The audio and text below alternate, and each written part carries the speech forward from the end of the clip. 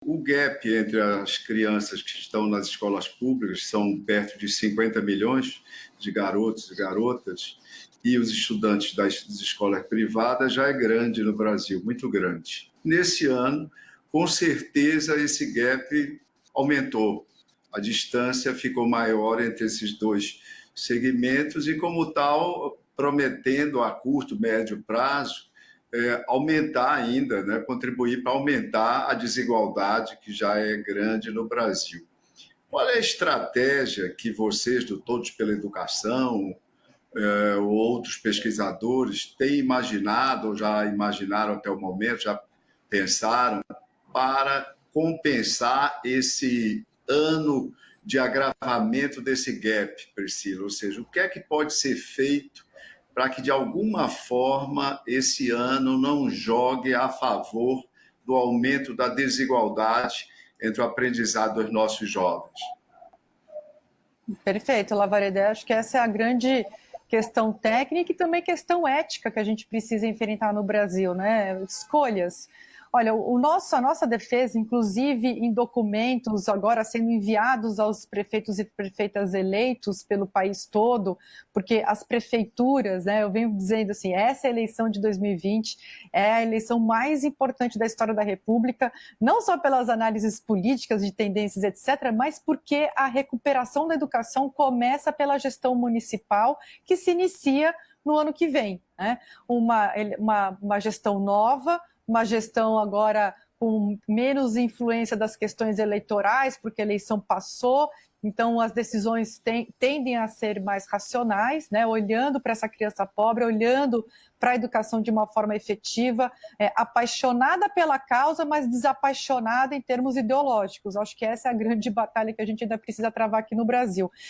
Tem duas grandes avenidas que a gente precisa percorrer para poder garantir essa redução da desigualdade, como você bem disse, Lavareda, ela certamente já aconteceu.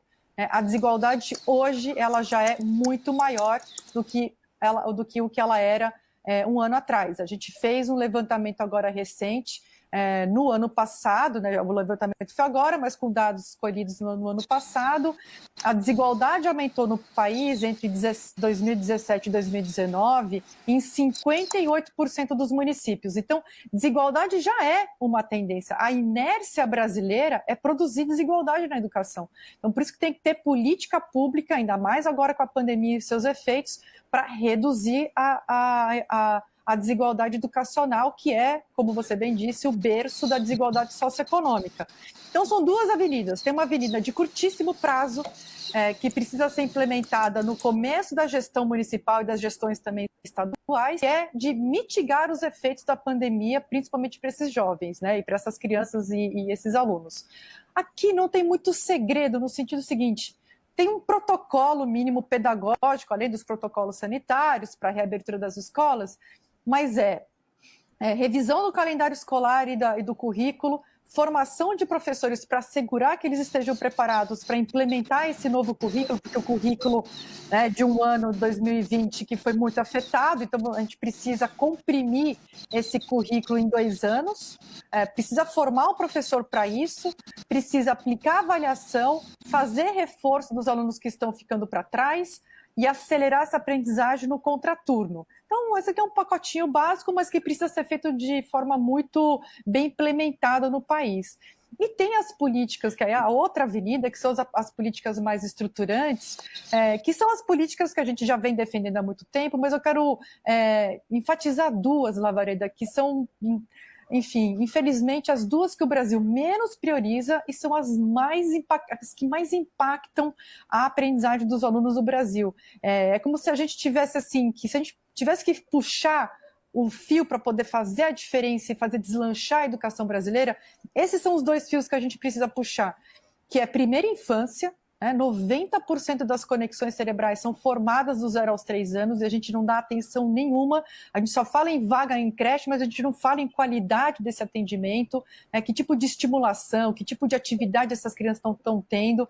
A gente tem tanta evidência científica, Brasil e mundo afora, de que o impacto E eu até vou estender, né, do 0 aos 6 anos, se a gente investe aqui, quando eu falo investimento, não é só em recursos, mas é energia, em prioridade política, prioridade técnica, de gestão.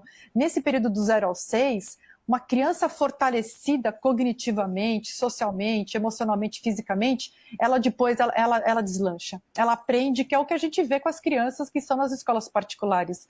O resultado das escolas particulares não é o resultado da escola exclusivamente, é porque essas crianças, elas receberam uma atenção na primeira infância que faz toda a diferença ao longo de toda a vida dela. Então, esse é um fio que a gente precisa puxar muito fortemente, e é a responsabilidade dos municípios.